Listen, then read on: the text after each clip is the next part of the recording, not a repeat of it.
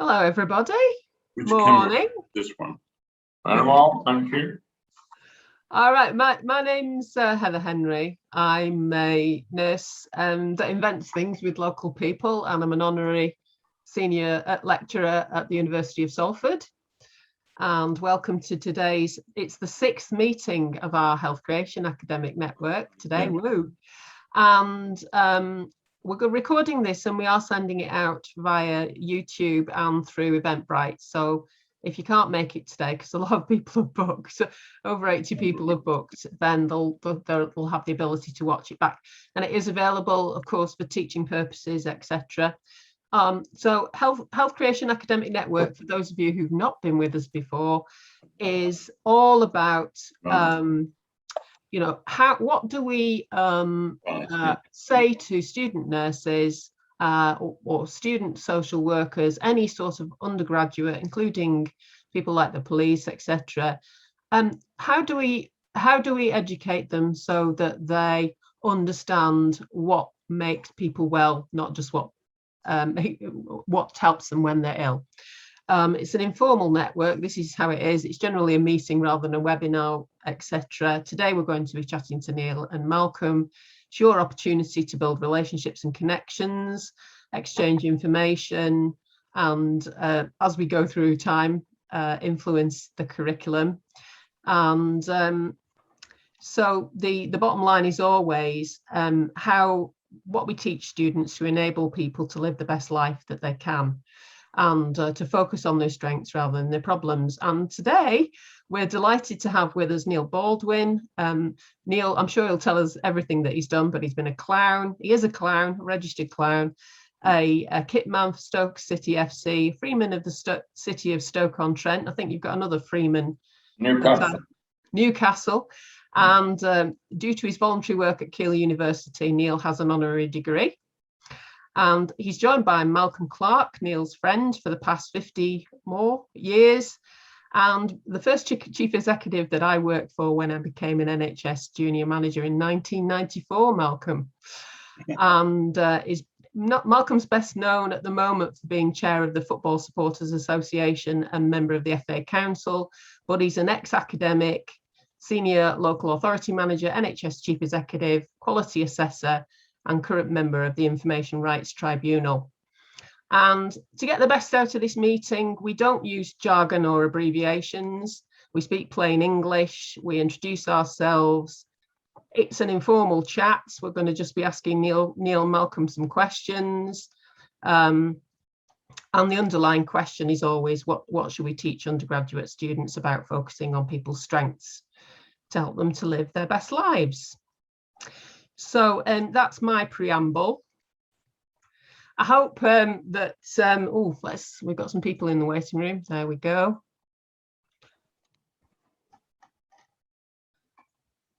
There we go, multitasking again. So some of us watched your film last night, Neil, which is based on your autobiography. Yeah. You use this one. Yeah. I'm going to ask the first question, but do put your hand up, either physically or on the app, if you want to ask Malcolm a question. But your film last night, it's the second time I watched it. It was really very moving, and I thought you might be able to tell us what your philosophy is of life. Yes, I would like to say happiness is always good for everybody. And if you're not happy, there's always people who are happy. So it's always a great thing to get out. But you only live once. And it's good that you can live a good life like I am. And it's been a great life. Can you hear us all right, Heather? Are you? A little bit faint, so moving him forward just a little bit might help, or the laptop. Brilliant. What's your take on this, Malcolm? Well, yes, just welcome everybody, and just to say that Neil and I are here in the Students' Union building at Keele, which was the building where we first met, 1964, pretty well in the way that, well, almost exactly in the way that the film showed. I suppose what I'd like to say is that I think the film is a film about positivity and diversity. It's a film about Neil, who is somebody who simply never accepted some of the labels that professionals might have wanted to put on him. And in terms of Neil himself, he's probably the person who's given me more laughs than anybody else over the years.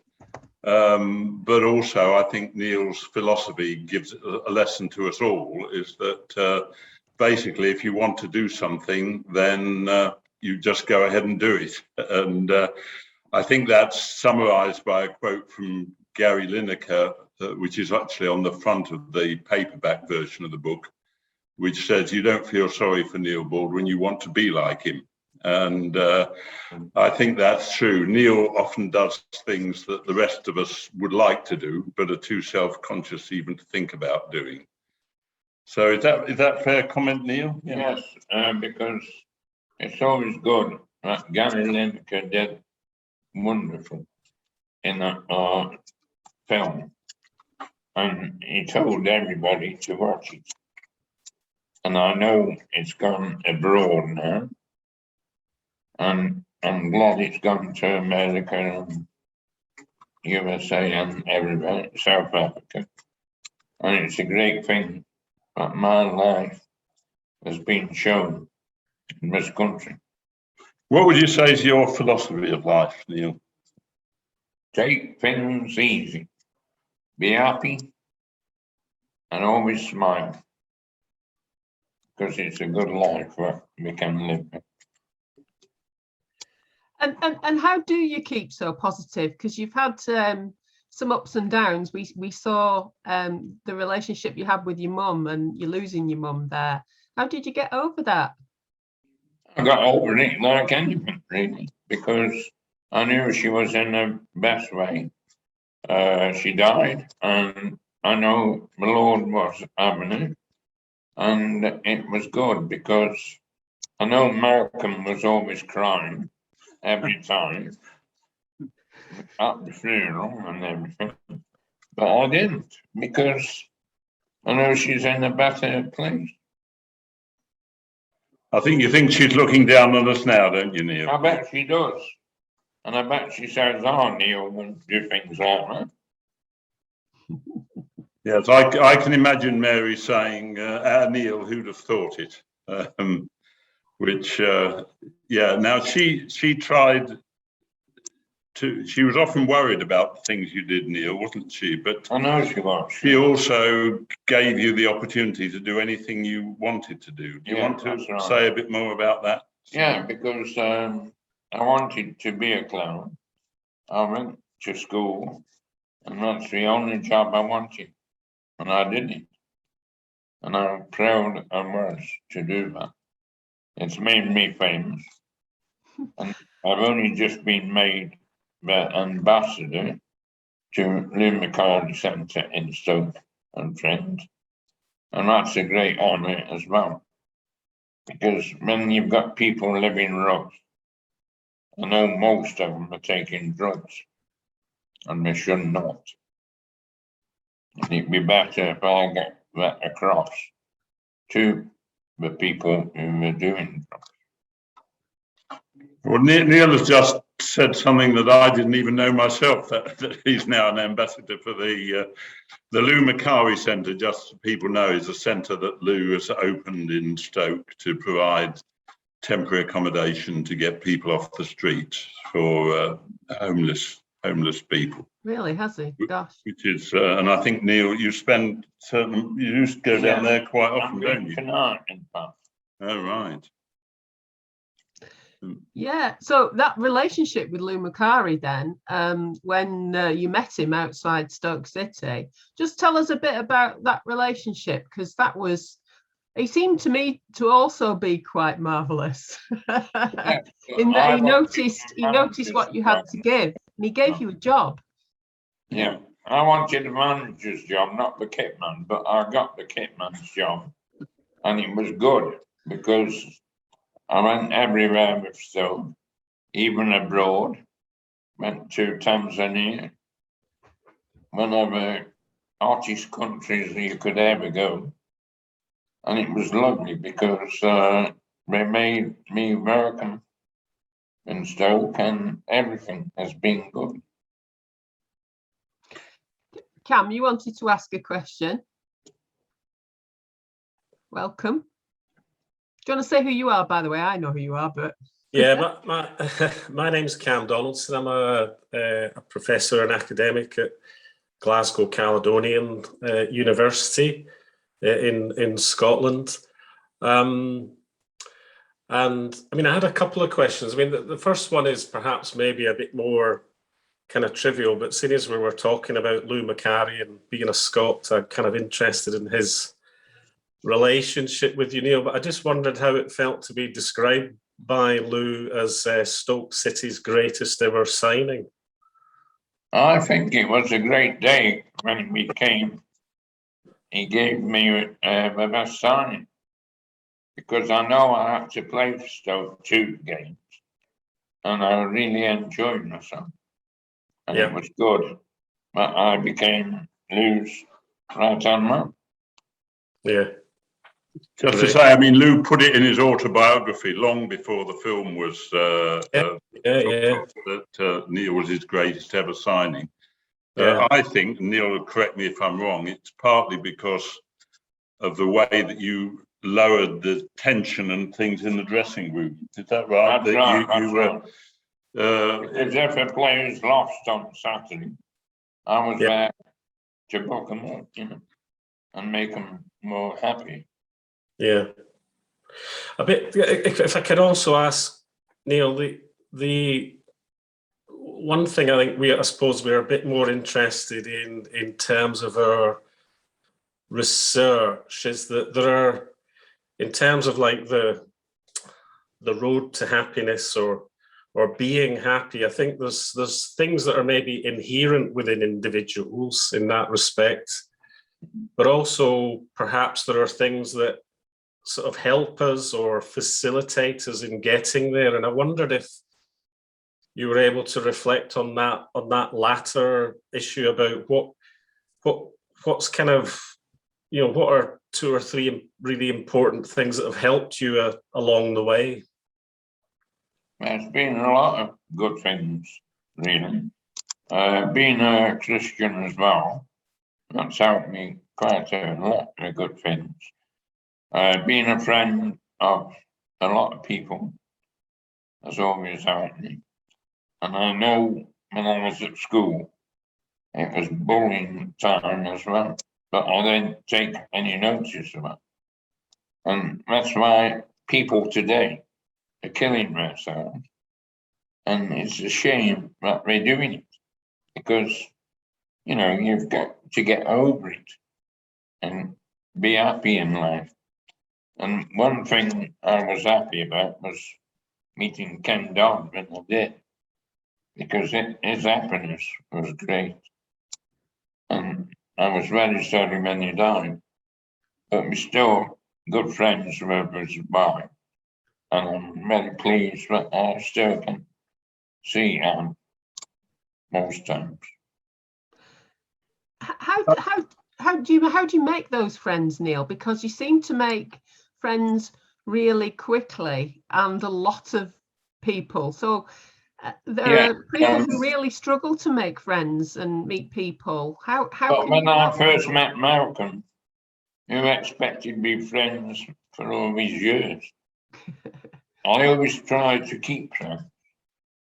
And it's always good when you've got friends in your life, because that's what is a good thing about life. To live each other in the happiness and don't be scared of anything. Be happy for everybody. Because you just seem to go straight up to people and talk to them. Yeah, I remember when I went to Buckingham Palace twice, meeting the Queen after I had my British Empire medal. Because when I had a letter of Mrs. May to say that I was having an honorary BEM, and Malcolm said, keep it quiet, don't tell anybody. And I was happy when I had that day, because it was in the British Empire honours list of 2019. And what a great day that was. It was in the Sunday papers, Saturday papers as well.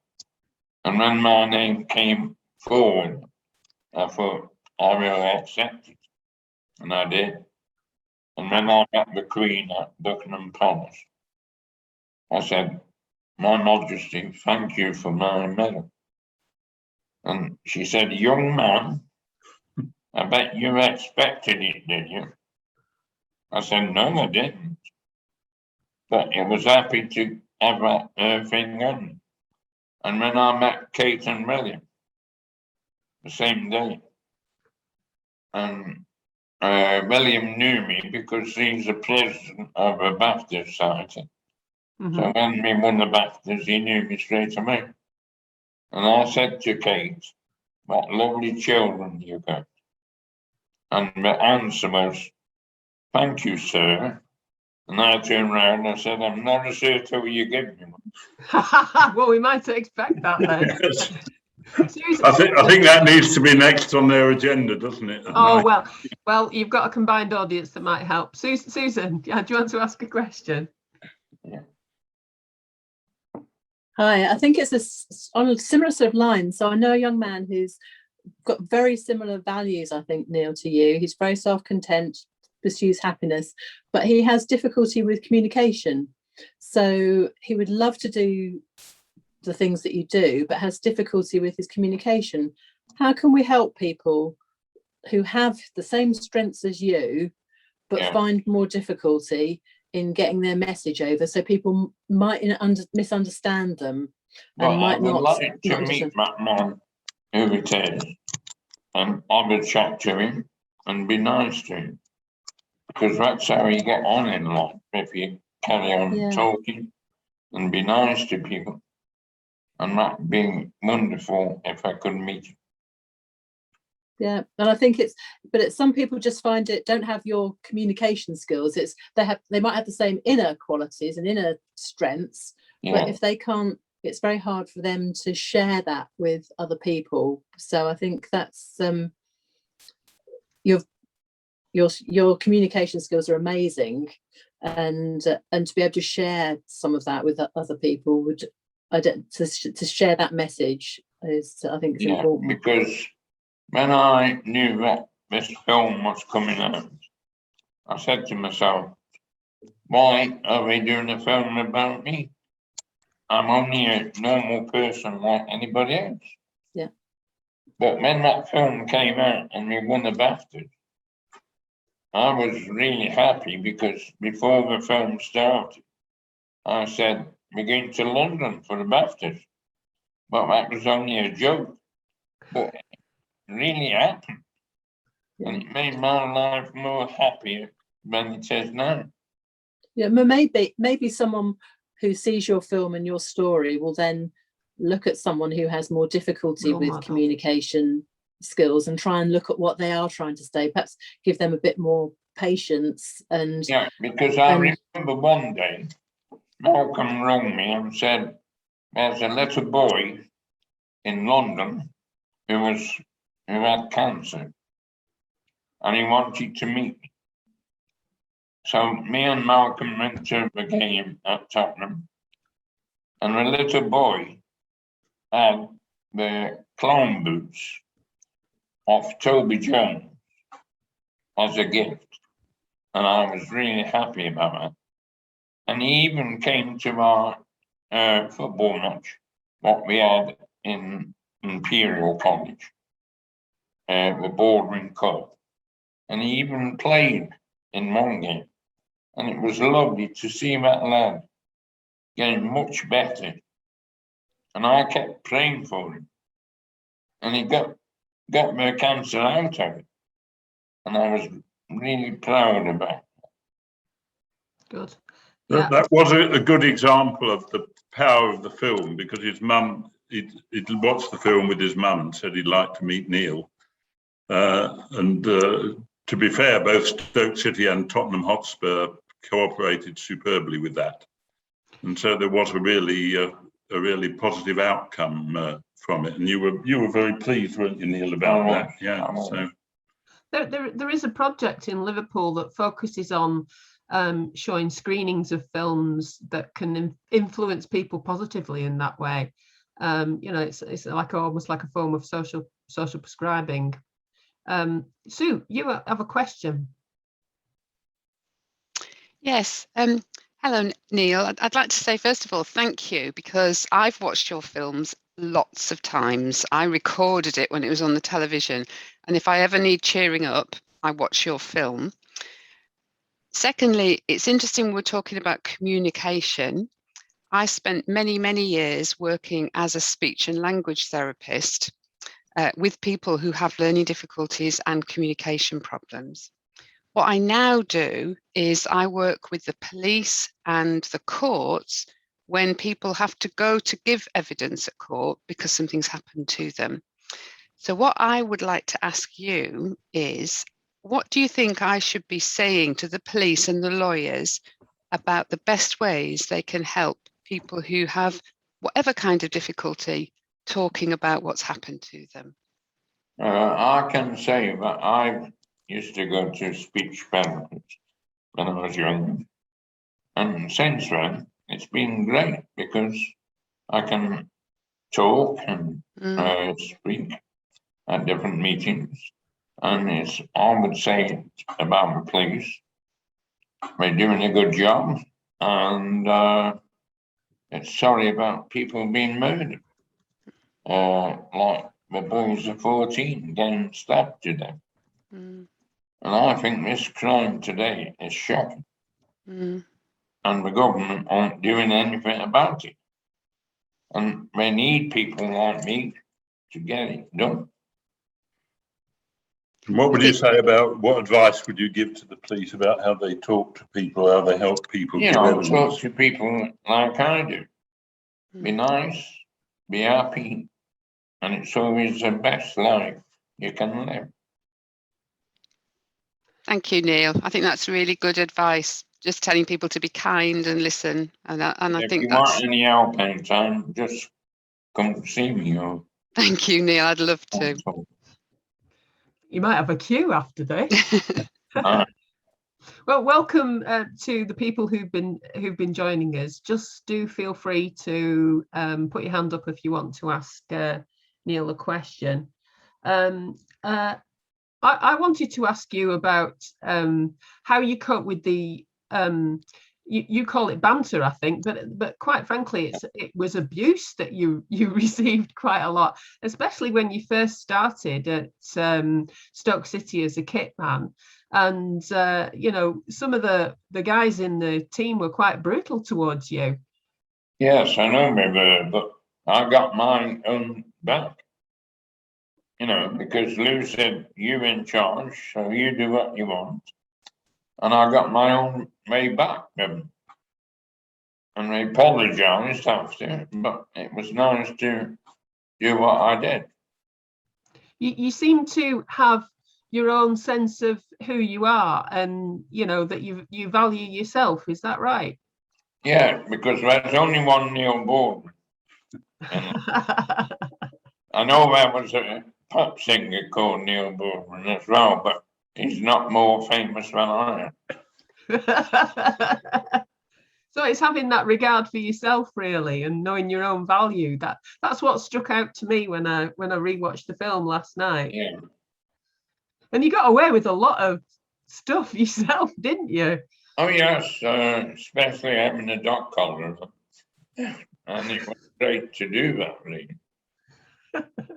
Why did you wear a dog collar? I always want to go in the church as a vicar in any case. But you got up to a few tricks. Tell us about the underpants incident then. That one. Yeah, tell us about that It one. made me laugh, really, because we played that Tranmere Rovers one Saturday morning, and the lad who scored the goal, it was his silky underpants that I had on first. And a couple of weeks ago, I just rung him up and said, "How are you keeping, Martin?" And he got his girlfriend on to me, and I said, "It was only a joke, can you kiss?" But you put his silky underpants on because he was giving you some stick, wasn't he? Oh, yes, he was. But I said, "I'll get my own back on you," and I did. Are you still clowning? I still do a bit in some shows. We've had a circus here in Stoke this month, and it's always nice to go and see them, because I've seen 52 shows this year. It's been great to see that many. I went to a circus 2 or 3 years ago, and they had you on kind of return to the ring, didn't they? Yeah. Which circus was that? Gandhi. Oh, right, yeah. So it's a cameo appearance, I think, every so often. Yeah. Wow. So I mean, you clearly retain those links with the circus world from when you first started. What strikes me is that you maintain new relationships, and I'm amazed at how many relationships you seem to maintain. Yeah, because a famous ringmaster named Norman Barrett gives me his retired budgies. So yeah, it's great to have them as a gift of Norman as well. And I love my birds at home. How many have you got now, Neil? 22. All right. Wow.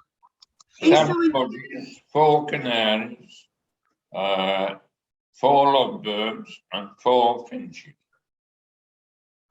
Wow. Are you still in the same flat? Yes, where the play of the film was, yes. Yes. And so you're living independently, but a bit of help is what Malcolm told me. Yes, I do. Well, that's marvellous. Well, it's your line. No. Yeah, that's mine. I can't use that one. Tell us about, go on. In March next year, it's my play at the New Vic Theatre in Newcastle under Lyme, and it's going to be called Marvellous again. Okay. So, and I've got one of my best friends who could ever play me. I know Toby Jones did a good job, but Michael Hugo will be a great actor in my next thing in life, you know. Do you think it'll tour? I hope so, because when we were going to do it in the first place, because it's been called off 3 times, right, with this virus, and I said that the last rehearsal of what we did in September, I said to the director, please don't call it off again, because I want it on. And I know the ticket office is going well in tickets. So it's gone more than a Christmas show and more than ever, because it's a local hero of this Marvellous who's done it. Well, I hope it's very successful. I think several of us might make the trip and book a ticket. Yes, you must come. They did plan to, when it was first planned, it was definitely going on tour. It was going to Bolton and 1 or 2 other places. Whether they'll manage to do that next March or when it's finished in Stoke, I don't know. Hopefully, though. Well, I was born in Bolton. At the Octagon, is it? Yeah. Yes, that's where it was going to go. Yeah. Oh, okay. Well, we might see it. Maybe it will again, hopefully. So. Because I know a friend of mine who was in the film, Nick Leaves, who's a famous Bolton man, and he's coming to a play. My mum, Gemma Jones, is coming, And Toby Jones is coming, and all the actors are coming to watch it. Excellent. Okay, Deirdre, and then we've got, I'll ask Daniel's question. Maybe Heather, would you mind asking Daniel's first, and then maybe it might help. It's part of my question, so I'd be glad to hear it. Yeah, yeah. Neil, I've got a question from Daniel, who's a lecturer in learning disabilities, and he says, Neil, can we ask, did your mother have any worries for you, and how did you feel about her worrying about you? I was glad that she was worried about me, because every mother and father worry about their children. And I think it's a great time if you can get on together, work together, and be nice together. Yes, because she helped you with your independence quite a bit, didn't she? Yeah, she did. What did she tell you? What did she tell you? Just be good, be nice, and be happy. Could I just say, Heather, I thought that, I thought that Gemma Jones' portrayal of Mary was absolutely brilliant. And really effectively conveying this contrast between somebody who was determined that Neil shouldn't be restricted in what he does, and that if he wanted to do something, he should be able to, but when he started to do it, getting incredibly worried about what's happened. And I thought that came over extremely well in the film, whether it's coach trips or when he was away at the circus or the electricity bill. But I think it wasn't £800. No. It was only £100, but £100. So Neil says, but £100 at those prices. It's a marvellous film. What we wanted to do, say £800, but it wasn't. Oh right, yeah. Malcolm said that wasn't right. That was to keep your birds warm, really, wasn't it? Rather than yourself. Okay. Do you want to follow up with that? Yeah, I just want to start by saying thanks so much. I feel inspired, really, and really privileged to be here and getting a chance to talk to you, Neil. My name is, and I'm a parent of 3, and my middle boy is 11, and he's living his best life, and he's most and you know as his exceptional self. And your story really, it resonated with me a lot, because a lot of how, the things that you're even saying here this morning is how my son would describe himself. He would say, there's only one. And he would also say, everybody knows me. And it's so true. And he has those skills that you so eloquently show in how you communicate so openly. And actually, just as Malcolm said there, I'm like that mom, your mom. I very much, encourage his independence and getting out there, but worry all the time, of course, about how he is. But I think that your story really helps me as a mom, to really build and believe in a vision of a good and ordinary life for him. Because I think you said it yourself, you're just an ordinary guy leading an ordinary life, and that's exactly what I want for him as well. And I think that something else that struck me was you're talking about, being kind and just being good, but having self-belief. And I think that's something that we work on really a lot with to keep him confident in himself. He absolutely loves the circus, and he's a huge Machinus fan. Now, Machinus in the west of Ireland, where I'm from, is a big street theatre company, and he's made links with them, and he wants to join them in the future. And absolutely, we'll be 100% encouraging him. But right now in school, he's in a classroom with 25 other children. It's the same school that all my children attend. Yeah. He's doing really well. He's confident to his level of what he can do. They're great. He's on the same curriculum as everybody else, but just recently he's been starting to get a hard time. Now he's 11, so it's probably the age from 2 of the children in the class. Now he'd never gotten a hard time before, and he's experiencing it now. Now the other 23 children stand up for him, and the other 23 children help him out, but it's really bothering him. So what I've given him lots of advice as to what to do, and you know. But what is there anything you could offer, Neil, that I Yes, could talk to him about? It'd be nice if I could come and see you sometime. Oh well, you're always welcome. You're always welcome in the west of Ireland. Always. I used to work in Ireland in Stoke. Oh, fantastic! Great. So I've been in Fossett's and Courtney's in Ireland, so I know what Ireland's like. Absolutely. Well, you'll be very welcome. I go every day to different schools. Okay. Like a circus like. It'd be lovely if you could come see me or I come see you. And I could have a chat to him and make him more better in life, you know. So that'd be lovely. How did you deal with people who were a bit unpleasant to you sometimes? You had some of that at school? I had it myself, but the best thing is just take no notice of them. Because that's one thing in this life today. That people are dying because people have upset them. And I think it's shocking in life. We've got to work together. As I've always said, people should live together, be nice together, and everything like that. Well, that's great advice, Neil. Thank you so much, and thanks again. And if you want to get in touch, just get in touch. Certainly. Thank you so much. Be in my address.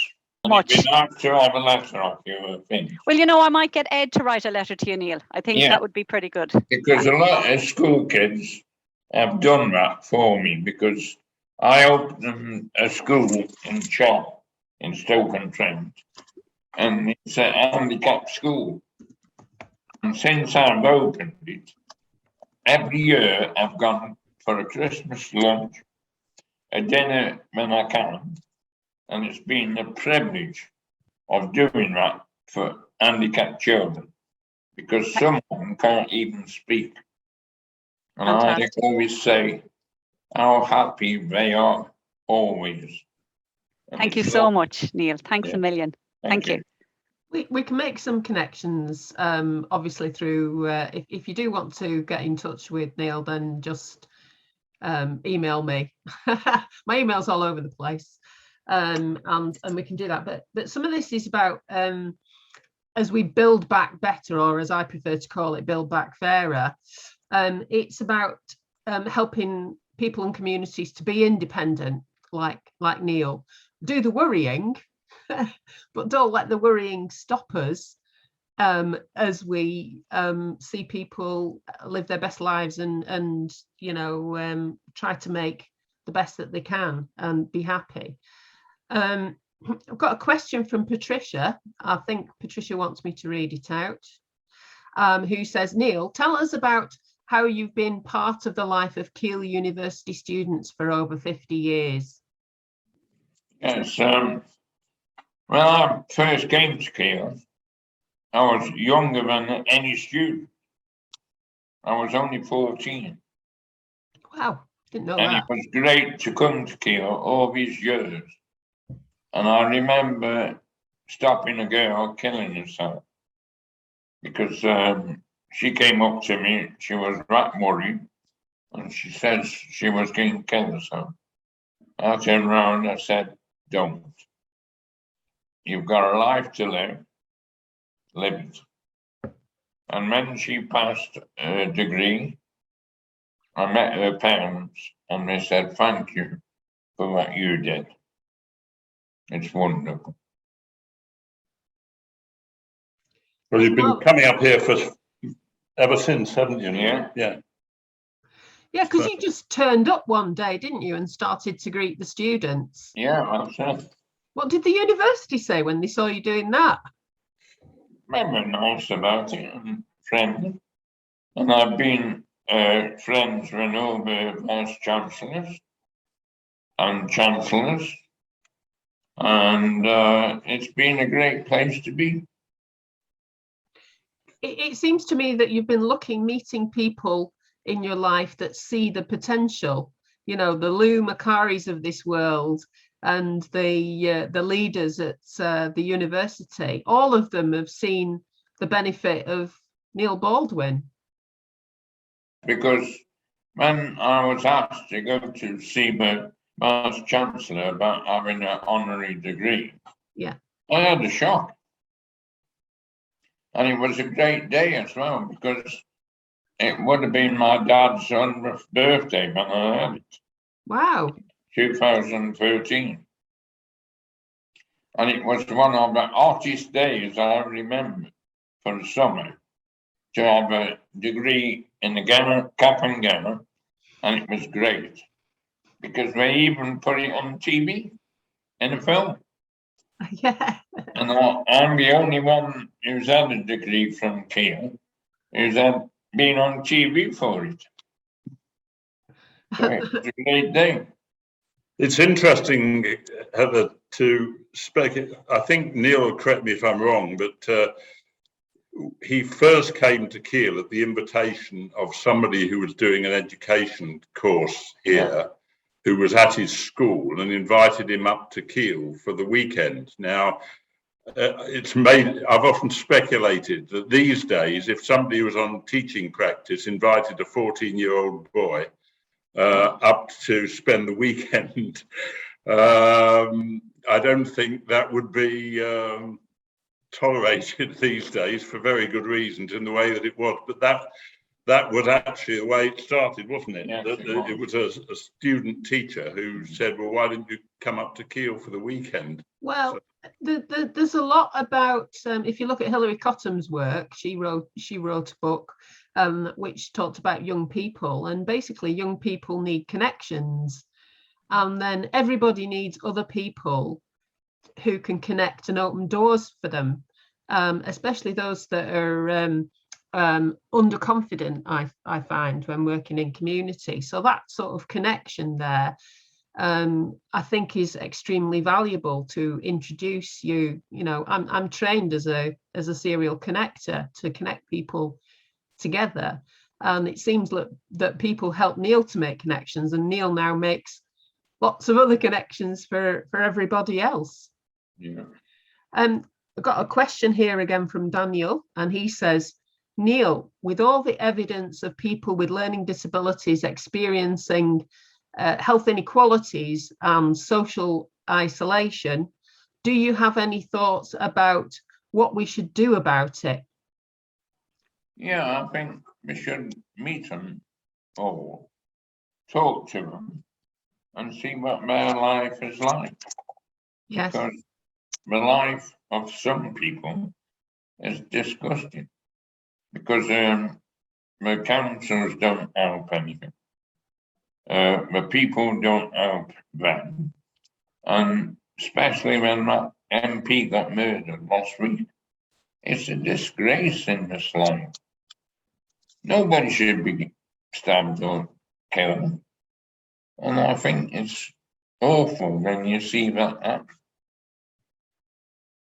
Yes, I think the power of listening to people and listening to the experience of their lives is a bit of a thing that's emerging, you know, having had all the COVID experience as well. But we heard about some work in Wigan, Neil, where which is a previous recording, where the council made a conscious effort to listen to people and have a proper conversation with them about their lives and what matters. And it sounds like you're saying the same thing.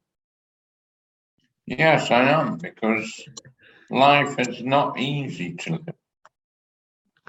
No. I've seen people dying through illness. My uncle even died in this COVID. Right. And I know what his son said. He would like to take Boris Johnson to court and prison, because he's not done the job what he should have been. Mm. I know it was a horrible thing to have COVID in the first place, but they knew it was coming. And the government didn't do anything. They didn't close the airports when they should have done. They're still doing stupid things. And like that health minister, Mr.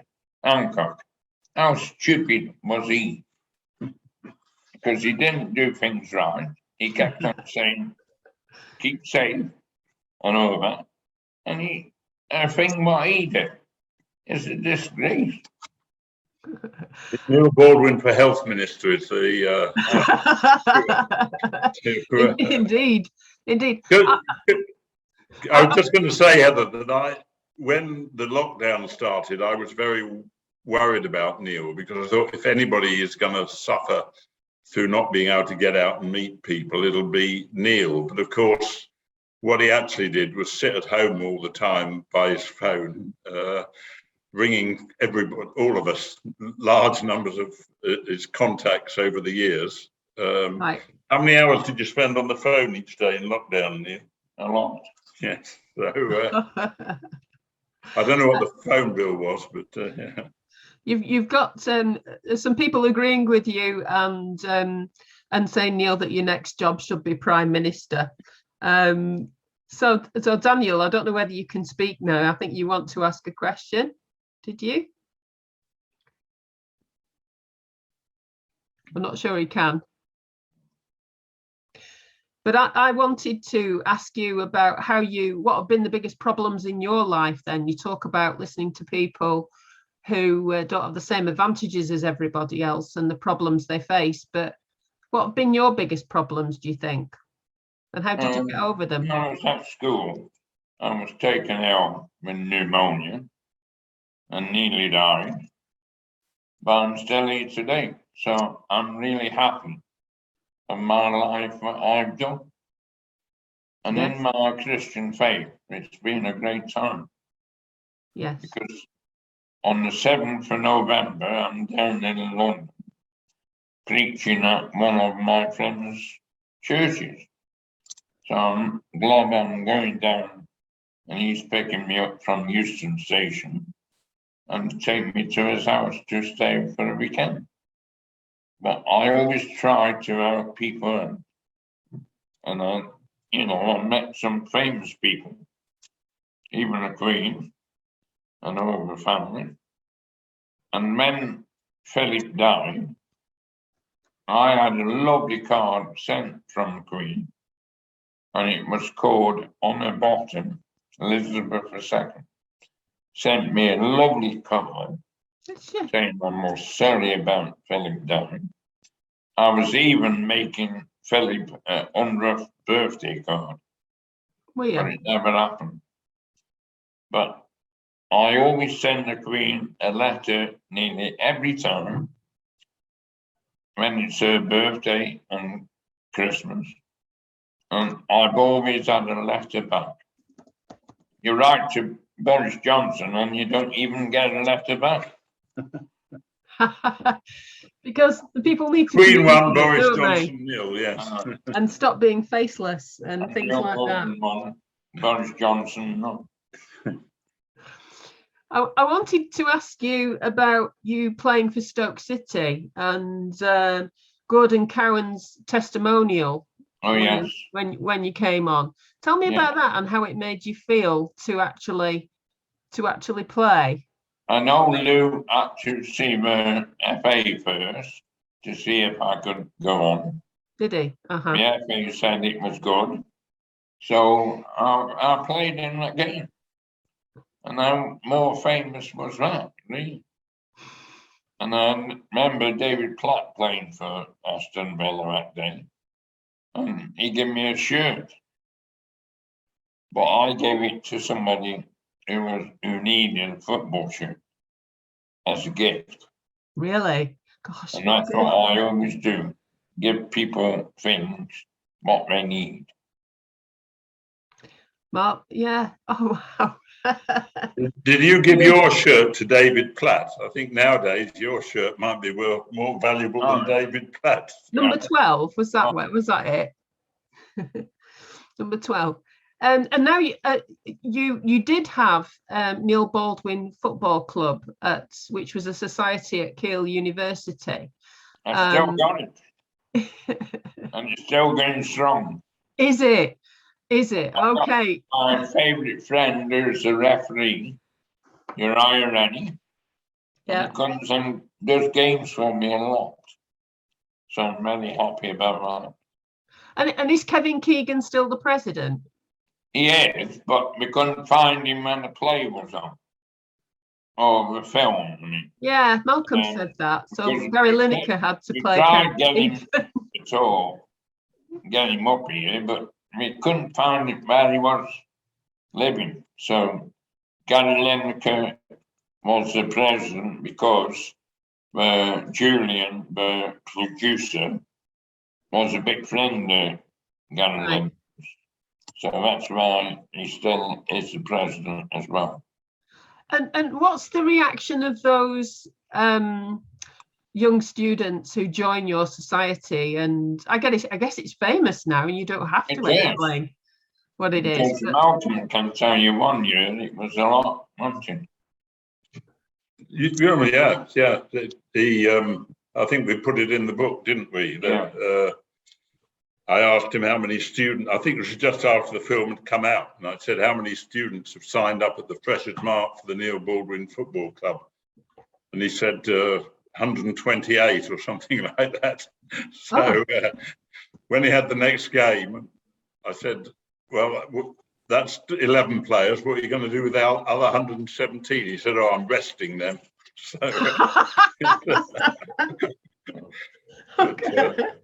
Okay, but it must have a sort of profound effect. I would have thought that it has a real effect on the young people that come and play at the football club. Because I'm still scoring penalties. Oh, yeah. After 32 penalties, I've scored 32. And even do they bring you on for the penalties? That. Yeah. Even England can't do that sometimes. No.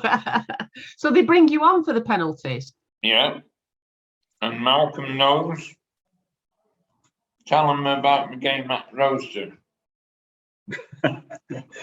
The Neil Baldwin Football Club played Roaster FC, or a reasonably sized non-league club, and Uriah knows that what he has to do in the last minute of the game is to award a penalty to the Neil Baldwin Football Club so that Neil can walk from the dugout over and take it. Well, unfortunately at Roaster, the floodlights failed just about that moment, so the whole place was plunged into darkness. Now, you would have thought this would meant that the penalty routine couldn't take place, but Neil was having none of that. So in the pitch blackness, we suddenly heard the tannoy say, and the final goal for the Neil Baldwin Football Club is scored by the man himself, Neil Baldwin. So Neil took his penalty in total blackness, total darkness. So, which I think the goalkeeper might have thought made life a bit difficult, but it's still, it was there and it's in the record. So these sorts of activities, you just really fill you with happiness and well-being, really, don't they? Deirdre, you've got the last question, I think, before we wrap up. No, I was clapping actually for the penalty. You were clapping. I can't tell claps from hands up, you see, because oh goodness me. Neil, do you have any last words for us? You know, we're thinking about those students who will be training now to work in communities, to work alongside people who may be in difficulties. What's your best advice? What should they know? What should they learn? I'm going to show these students every success, what they're doing in different universities and colleges. Because if you don't learn, you don't get. And it's what I've always said. If you don't ask, you never do it. So good luck to all of you. I wish you every happiness and good luck. That's really good advice. But the sorts of things that I'm getting from this are about asking for things, because there's a lot of students that I know, particularly student nurses, who don't really have confidence in themselves, and they don't have the confidence to ask for the things that they want. They don't think they're good enough. And even though many of the students today are quite mature, I still find that they don't have that confidence, and those words that you give to go up to people, make connections, try not to be affected by negative stuff. I don't know what your reflections are, everybody, but those are mine, really. And to have that sort of positive regard for everybody that you meet is sort of shines out for me. But I don't know whether there's any comments anybody else wants to make, any reflections before we go. I'd have to say I agree, Heather, and I agree, Heather, and I'm also an academic. Being a mother is my most important job, but so I teach student nurses and also undergraduates who are doing children's studies, and I think that's the biggest point that I'll take from it. I think listening, to listen. Sometimes we think as experts that we need to always talk and answer, but I think we need to listen, and I think that's something that I'm going to be taking from this. And again, I just want to say thank you so much. I agree with you. Thank you. Always listen and always do it. Because when you've done it, you know what you're doing. And Daniel's asking what advice you have to those that society has failed. What society's failed is wrong. It should be always working together. Mm-hmm. As a family of everyone. Because it's shocking in this world today that people aren't doing the jobs right. And it's happened in this area of Stoke. Council is not good enough. And when you get a Tory going, when you get a Labour person going to a Tories as a councillor, it's a disgrace. Mm-hmm. So there's it's a sort of rise of community and neighborliness and making connections and looking out for each other. Seems to be a theme that's coming out here as well, despite the failings of politics. We still have each other. Yeah, we should keep being happy in life. When I had my British Empire medal, that was to work in the community, what I've done at Keele and everywhere else. So I'm sorry my phone's ringing, but I didn't know it was off. Could I just say, Heather, I always regard Neil's relationship with the Keele student, which is where we are this morning, as a symbiotic one. That's a nice big word, isn't it, Neil? That he looks after the students, but the students also look after him. I'm very busy at the moment, so ring me back later.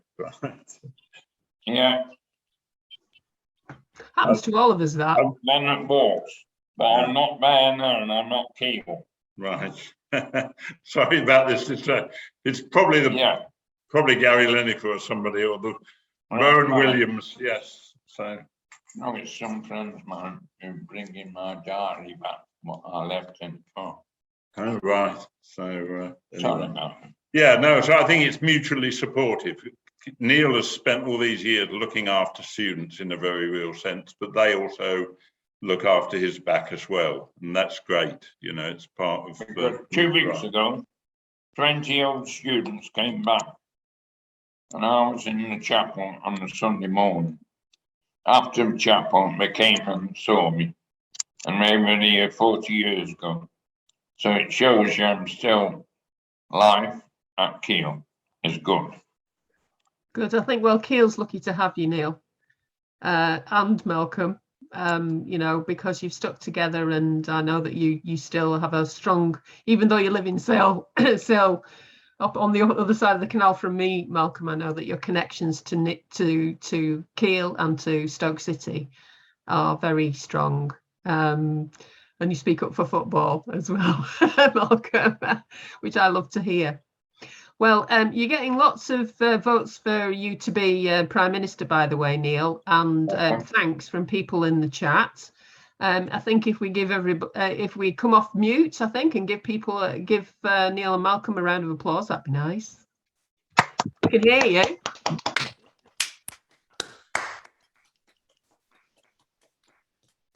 Thank you. I think we've made the connection now, Neil, so you're part of us. The recording will probably be sent out as quickly as I can manage it, probably tomorrow. And our next session is on the 16th of November at 11 o'clock on Zoom with Robin Farrow. And Robin is an anthropologist that has worked alongside quite a few communities, but notably Wigan Council with the Wigan deal. Apparently he's working in Bury at the moment. So to find out a lot about, you know, sort of an anthropological take on how to build strong communities and make people feel well. But for now, Neil and Malcolm, I look forward to meeting you properly, Neil, in the future, if you like. Anytime. Looks like you might be going to Ireland as well. And if he comes to Bolton, definite celebration there, because that's my hometown. Because I go to Wigan quite often to the school there. Oh, well, I know lots of people in Wigan to introduce you to if you're coming up north. But the school where I go, I forgot the name of it, but it's a great school. And we dressed up in Stoke City kit one day. Right. And all the children were happy to see me. And when it was my birthday, we sent all the cards to my place, and it was lovely. Oh, fantastic. Well, we might see you in the Northwest very soon. But for now, everybody, thank you so much for joining us, and hope you'll join us again. Bye-bye. Thank you. Bye. That's your friend, no? Yes, yeah, Trish. Yes. Yeah, he can't get rid of me. No, because I call around at his house if he doesn't answer the phone.